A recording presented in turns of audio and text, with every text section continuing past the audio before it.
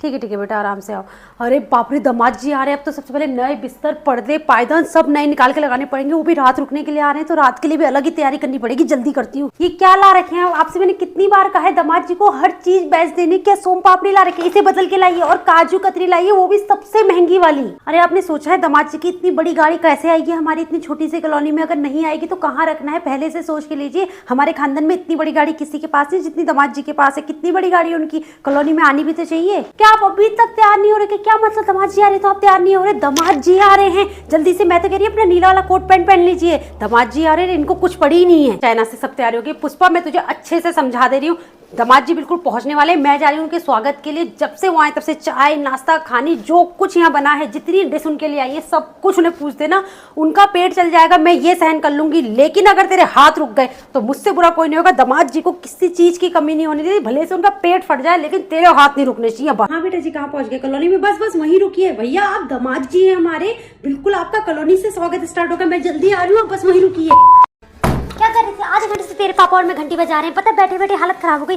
सर्दी तो मैं भूल कर कान पकड़ती हूँ, लेकिन शादी में नहीं जाने वाली। इतनी हालत खराब हुई है ना, पूछो मत। जाते समय तेरे पापा ने ऐसी हाई तौबा मचा रखी थी, पूछो मत। हमारे जाने के 1 घंटे बाद खाना स्टार्ट हुआ और 2 घंटे बाद बारात आई है, और खाना अभी तक चल रहा था। इनको बस ये लग रहा था ना कि खाना ना छूट जाए। मतलब हद कर रखी है बिल्कुल, बस दिखाने को मिसेस शर्मा है कि ऐसा है वैसा है। दिख रहा था सब शादी में उनके अरेंजमेंट से कि कितना क्या है, बस कहने से थोड़ा होता रहा। अरे हमारी बिट्टू की शादी में देखते हैं एक से एक हर इंसान शादी में तारीफ करके गया है, बिना तारीफ के कोई गया है? लेकिन नहीं, चलो कोई नहीं, जैसा भी है सब सही से निकल गया ना, ठीक है। कुछ भी कहो, मिसेस शर्मा की लड़की के तो भाग्य खुल गए। लड़की वालों ने देखा था क्या जेवर चढ़ा रखे थे, मतलब लड़की का चेहरा इतना दिख रहा है, लेकिन सोना चांदी हद से ज्यादा पूरा जेवर से लद रखी थी लड़की। भाई इस लड़की ने जूड़े के नाम पे इतनी पिन लगा दी, अब तेल ला के मेरे सर पे चंपी कर दी। इतना दर्द हो रहा है, मतलब जूड़ा क्या खोला, पिनों का तो झुंडारा ही डाल रखा था पूरा। भाई अरे कहाँ दीदी, खाना सही से खाया? खाना खाया कहाँ गया? ठंड इतनी हो रही थी कि पूछो मत। जरा सा कुछ लेने जाओ, लेने से आने तक ही ठंडा हो जा रहा था। और वैसे भी ना उन्होंने पहले से बना के रख रखा था, ठंडे स्टॉल में लगा रखा था, हर चीज ठंडी।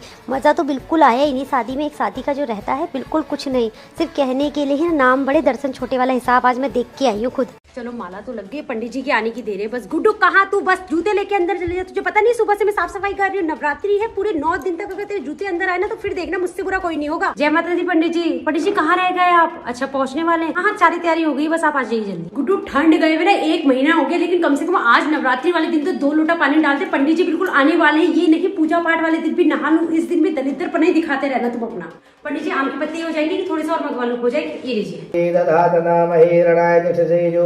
मैं बगल वाली आंटी के यहाँ कीर्तन में जा रही हूँ, जाके गणजोत के पास बैठ जाओ, और जैसी दिया नीचे हो ना, दिया ऊपर कर देना और तेल देखते रहना। मैं आ जाऊंगी बस आधे घंटे में, ठीक है? बहन जी आज तो पहला नवरात्रि, अगर पहले नवरात्रि वाले दिन थक जाओगी तो आगे क्या करोगी? गाओ आए नवरात्रि माता के।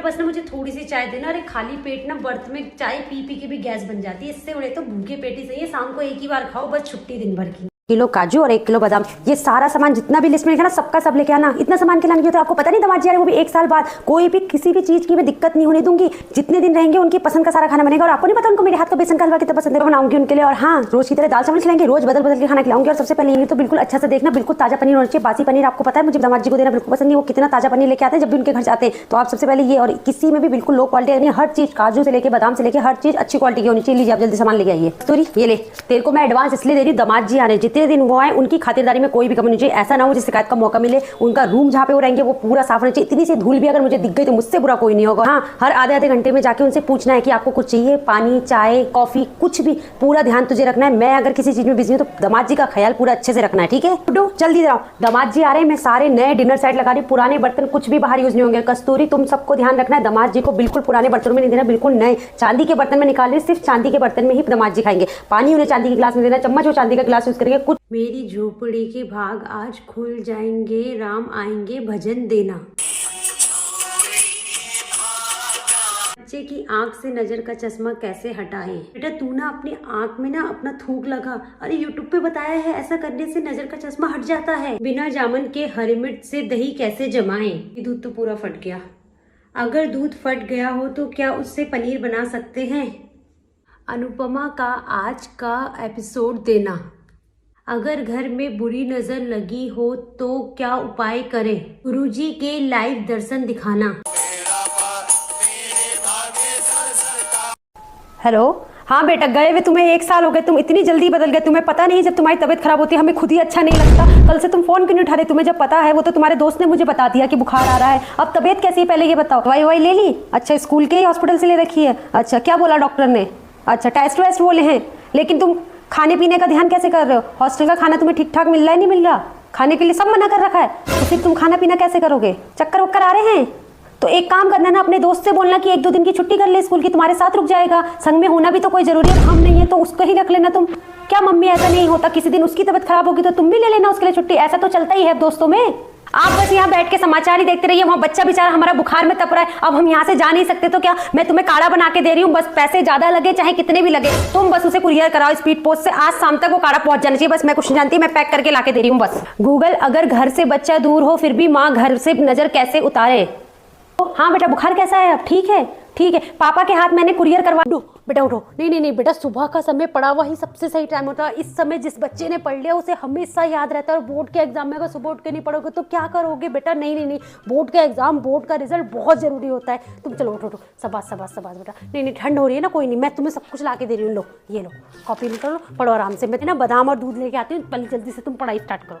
कर रहा है अपने दोस्त की मदद बाद में करते रहना, पहले खुद तो पढ़ ले। खुद कुछ आता नहीं है, दोस्तों की मदद करने वाला बनना है। जल्दी आराम से पढ़। हेलो मिसेस गुप्ता, मैं कह रही थी कि आज का गेट टुगेदर मिसेस शर्मा के यहाँ कर लेते हैं। आपके और मेरे बच्चे दोनों के बोर्ड के एग्जाम है, अब मना करेंगे तो भी बुरा लग जाएगा। एक काम करते हैं, आप और मैं बात करके ना उन्हीं के यहाँ चले जाते हैं। बच्चों को क्यों डिस्टर्ब करना? बोर्ड के एग्जाम में कोई ऐसी एग्जाम थोड़ना है। इसके पापा को कितनी बार बोला है, बच्चों के एग्जाम चल रहे हैं, बोर्ड का एग्जाम है उसका, लेकिन नहीं, इनकी टीवी की न्यूज की आवाज तेज होती, पता नहीं कितना न्यूज देखने मानते हैं ये। एडमिट कार्ड निकलवा लिया? अभी तक तूने अपना एडमिट कार्ड ही नहीं निकलवा रखा। पापा को देके क्यों नहीं मंगवा रहा है? कल सुबह निकालेगा। अच्छा, अगर कल सुबह दुकान बंद रहेगी तो बिना एडमिट कार्ड के तेरी एंट्री हो जाएगी। बिल्कुल किसी चीज को लेके सीरियस नहीं। तो बोर्ड के एग्जाम में कोई नॉर्मल एग्जाम है जो तू ऐसे ही ले रहा है? और पेन वगैरह भी ना 2-2 रखना, एक के चक्कर में मत रहना। बोर्ड में किसी से कुछ बोल ही नहीं देते, बस तू तो लग रहा है फेल ही हो जाएगा। कब फेल हो गया ना, देखना मैं तेरे ना कुटाई कर दूंगी।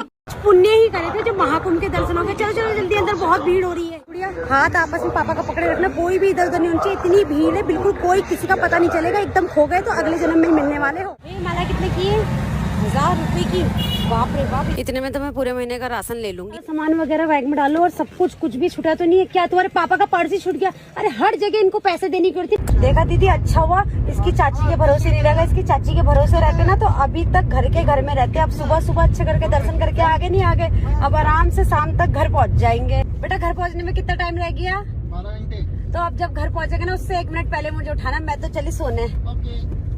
देखो जरा कैसी दलिद्दर औलाद पैदा करे कि तुमसे मूंगफली खा के ये नहीं हो रहा, छिक्कल भी रैपर में डाल दे, बेड के नीचे घुसाड़ने में लगे हुए। सफाई कौन करेगा? बेटा, कुत्ता भी होता है ना, जहाँ पे बैठता वहाँ 4 बार साफ करता है फिर बैठता है, लेकिन तुम तो कुत्ते से भी ज्यादा गए गुजरे हो। औरों के बच्चों को देखो, सुबह उठ के सैर पे जाते हैं, उसके बाद आके छत में बैठ के ध्यान लगा के पढ़ते हैं। हमारे बच्चे को देखो, एक की नींद पूरी नहीं होती, उसे तो 10-11 बजे से पहले उठना नहीं है। एक उठ भी जाएगी तो उसकी रील्स खत्म नहीं होती। 10 बजे से पहले जमीन पे पैर नहीं रखते। अगर टट्टी बाथरूम ना आने तो तुम तो बिस्तर से नीचे ना उतरो, वो भी तुम कहो कि वॉशरूम हमारे लिए बिस्तर में ला दे। ऐसी तो दलिद्दर औलाद पैदा कर रखी है मैंने। अरे बेटा, जितना बचपन से तुम्हें पाला है मैंने, इतना अगर उतनी बचपन से इसे पालना स्टार्ट किया तो ना तुमसे ज्यादा अकल इस जानवर में होती। अभी भी जहां इसे टट्टी करनी है इसे पता है कहाँ करनी होती, कितनी सफाई का ध्यान रखता है। लेकिन तुम, जब तक तुमसे 10 बार ना बोले, जब तक तुमसे नहा ही नहीं जाता। अरे ये भी हफ्ते में 1 बार नहा लेता, लेकिन तुम 15-15 दिन निकल जाते हैं, लेकिन जाड़ों में नहाने का ही नहीं होता। बेटा, तुम लड़की हो, लड़की वाले एक गुण भी है, पूरा दिन रील्स पे तो तुम ऐसे देखती हो, लड़कियां ऐसा मेकअप करती है, लड़कियां ऐसे रहती है, लड़कियां वैसे करती है, लेकिन करती हो तुम कुछ। तुम्हारे भाई को तो 10 गाली दिया तब वो नहाने गया, अब तुम्हें क्या चप्पल लगाए तब नहाने जाओगी?